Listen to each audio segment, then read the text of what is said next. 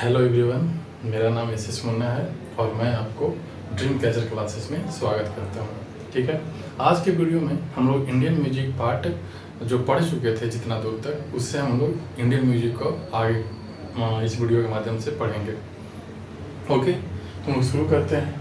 Indian music basically दो तरह का म्यूजिक हमारे एग्जाम में पूछा जाता है। एक पूछा जाता है क्लासिकल म्यूजिक से रिलेटेड सवाल और एक पूछा जाता है फोक म्यूजिक से रिलेटेड सवाल। इसमें और कैटेगराइज किया जा सकता है इंडियन म्यूजिक का, जैसे में होता है fusion of classical music and folk music, यानी कि शास्त्रीय संगीत और फोक म्यूजिक जो है लोक संगीत, ये दोनों का मिश्रण। और एक होता है मॉडर्न म्यूजिक।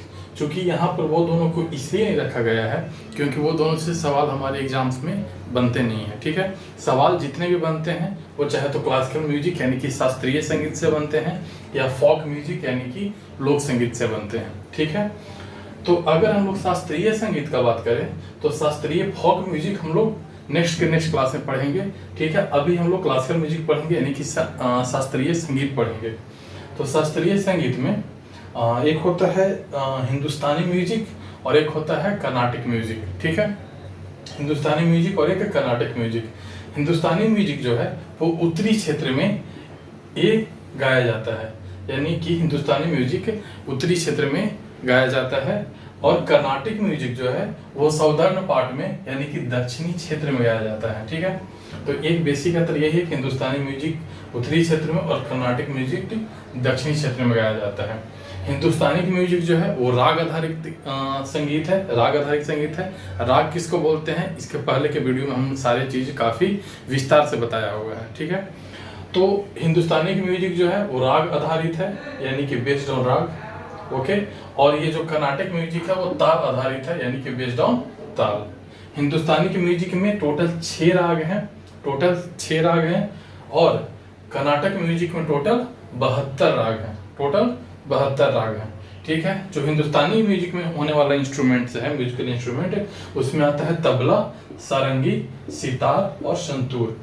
तबला, सारंगी, सितार, संतूर, ये सब ऐसे इंस्ट्रूमेंट्स हैं जो कि हिंदुस्तानी म्यूजिक में इस्तेमाल किए जाते हैं इसको कंपोज करने के लिए।